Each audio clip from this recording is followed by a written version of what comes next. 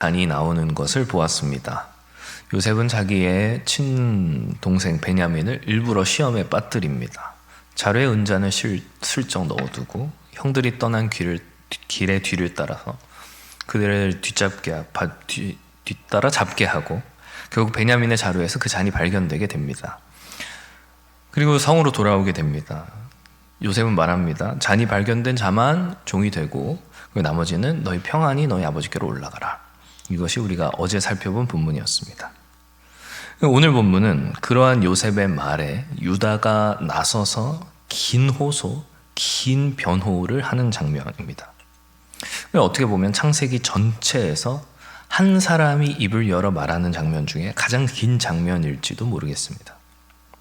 특별히 오늘 우리는 유다의 호소, 이 유다의 변호 본문에서 세 가지 표현을 중심으로 이 새벽 은혜를 받고자 합니다. 첫 번째 표현은 28절에 가까이 갔다 라고 하는 단어입니다. 어떻게 히브리 사람이 감히 애굽의 총리 앞에 가까이 갈 수 있겠습니까? 여기서 이 가까이 갔다 라고 하는 것은 어떤 물리적 거리가 가까워졌다 이런 의미가 아니라 그 인격이 책임의 자리로 나아갔다라는 것을 의미합니다. 결정하는 자리로 나아갔다, 책임지는 자리로 나아갔다, 그것이 이제 본문에 가까이 나갔다라고 하는 단어의 의미입니다. 왜 이 단어가 중요하냐? 이 단어는 후에 모세가 이스라엘 백성의 출애굽을 아뢰기 위하여서 바로 앞에 나아갔을 때에도 가까이 나갔다 쓰였던 단어이고, 또 그리고 이전에는 아브라함이 소돔을 위하여서 하나님께 간청하러 나아갔을 때에도 가까이 나갔다 이 단어가 쓰였습니다. 그러니까 이 가까이 갔다라고 하는 이것은 한 사람이 누군가를 대신하여서 간청하기 위해 두려운 존재 앞에 나아간다. 조금 더 쉽게 말하자면 중보하기 위해 나아갔다라는 것을 의미합니다. 누가 이 일을 합니까? 유다입니다. 지난 37장에서 요셉을 죽이지 말고 팔아넘기자라고 말했던 사람, 또 38장에서는 며느리 다말과 부끄러운 짓을 행했던 사람, 그 유다가 지금 막내 동생을 대신하여서 책임지는 자리에 서서 두려운 자를 마주하고 있는 것입니다. 그에게 간청하고 있는 것입니다. 얼마나 조심스럽게 말을 꺼내고 있는지 모릅니다. 죄송하지만 제가 한 말씀만 해도 되겠습니까? 감히 이러면서 아주 두려운 상황에서 아주 조심스럽게 바로의 권위를 가지고 있는 애굽의 총리 앞에 조심스럽지만 가까이 나아가는 유다의 모습입니다. 분명히 옛 유다는 형제를 향하여 등을 돌렸던 자이지만 지금 유다는 형제를 위해서 목숨을 걸고 나서는 자가 되었습니다. 그렇다면 무엇이 이것을 이렇게 바꾸었습니까? 세월이 아닙니다. 나이 먹으니 철든 것이 아닙니다. 성경은 언제나 한결같이 사람이 변할 때 은혜 외에 다른 설명을 하지 않습니다. 은혜는 유다도 바꾸어냅니다.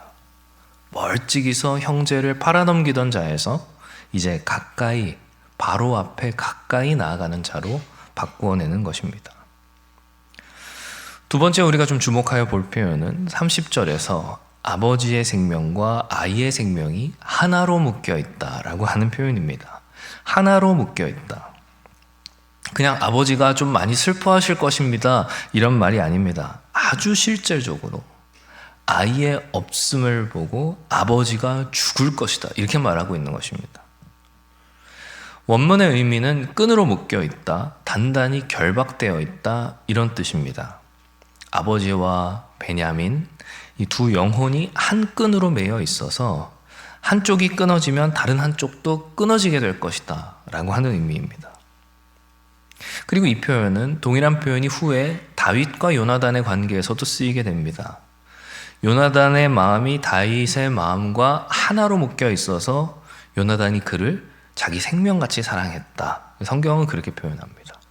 생명의 묶임, 사랑의 하나됨입니다. 유다는 그래서 이렇게 말하는 것입니다. 단순히 우리 아버지가 슬퍼하실 것입니다가 아니라 아버지의 영혼이 이 아이의 영혼과 묶여 있습니다. 그리고 이 묶임이 우리에게 예표하는 것이 있습니다. 이 묶임의 그림은 우리에게 무언가를 떠오르게 합니다. 아버지의 생명이 아들의 생명과 묶여 있다. 아들이 죽으면 아버지도 죽는다. 야곱과 베냐민 사이보다 더 비교할 수 없이 더 깊게 묶여져 있는 관계가 있습니다. 그 어떤 단단한 끈하고 비교되지 않는 영원한 사랑이라는 끈으로 맺어진 관계입니다. 그 아버지가 그 아들을 내어주신다는 것은 상상할 수 없는 놀라운 은혜와 자비입니다. 그것이 우리 주 예수 그리스도이지 않습니까? 성도 여러분, 사랑은 묶는 것입니다. 묶인 채로 내어주는 것입니다. 본문이 우리에게 가르치는 것은, 이렇게 묶이는 것은 약함의 의미가 아니라 사랑할 때에 자연스럽게 일어나는 일이다. 사랑은 묶어내는 것이다. 야곱과 베냐민이 그러하였고 성부와 성자가 그러하였습니다. 또 우리가 마지막으로 보고자 하는 표현은 32절에서 담보하다, 그리고 33절에 대신하다라고 하는 이 두 단어입니다.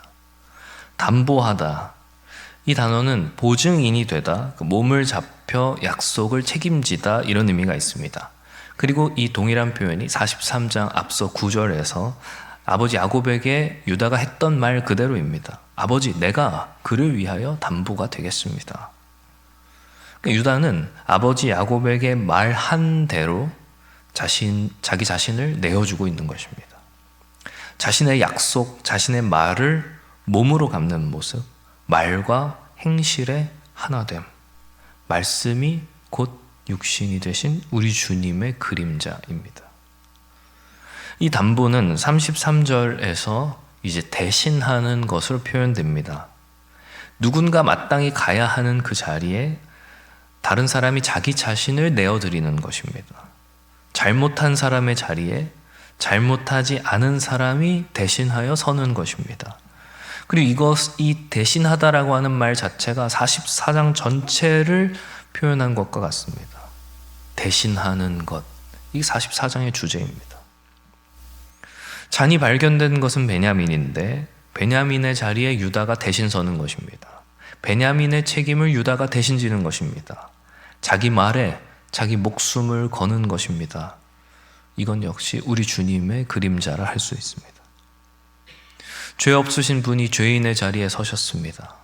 책임져야 할 사람은 따로 있는데 책임을 지는 사람이 다른 것입니다. 대신하는 것입니다. 그렇다면 죄악의 잔이 발견된 것은 그저 베냐민 뿐입니까? 아니면 우리 모두입니까? 우리의 죄와 허물이 하나님 앞에 낱낱이 드러났음에도 우리가 서야 할 십자가의 자리에는 우리를 대신하여 서신 분이 계십니다.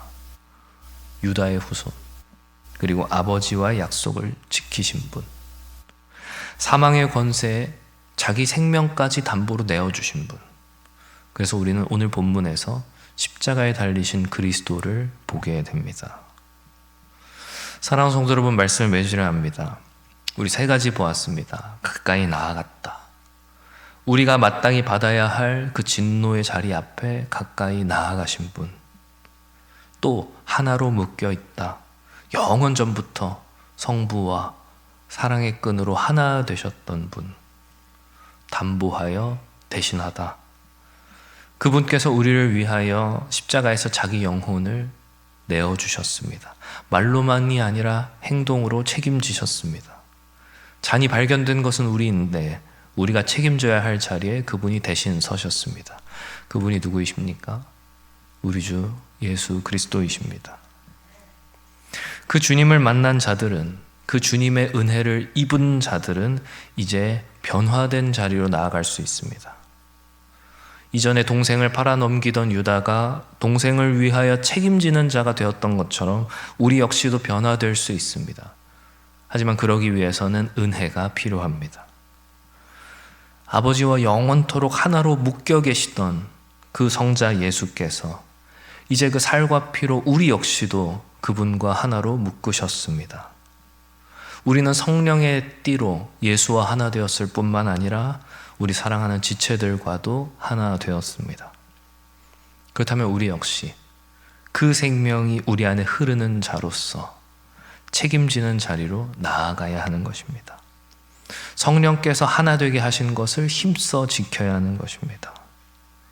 유다가 그랬던 것처럼, 또 우리 주님께서 그러셨던 것처럼 누군가를 위해 책임을 감당하는 것, 기도만한 것이 없습니다. 사람은 정해진 연수와 시간 안에서 풍화되고 낡아지지만 기도는 살아서 더 아름답게 빛이 나는 것입니다. 그래서 우리는 이름이 아닌 기도를 남기는 자 되어야 합니다. 사랑하는 성도 여러분, 부디 바라옵기는 예수의 생명, 그 생명과 하나로 묶인 자로서 기도의 책임, 그 두려운 자리로 기꺼이 가까이 나아갈 수 있는 그런 저 여러분들 다 되시기를 주님의 이름으로 축원합니다. 기도합니다.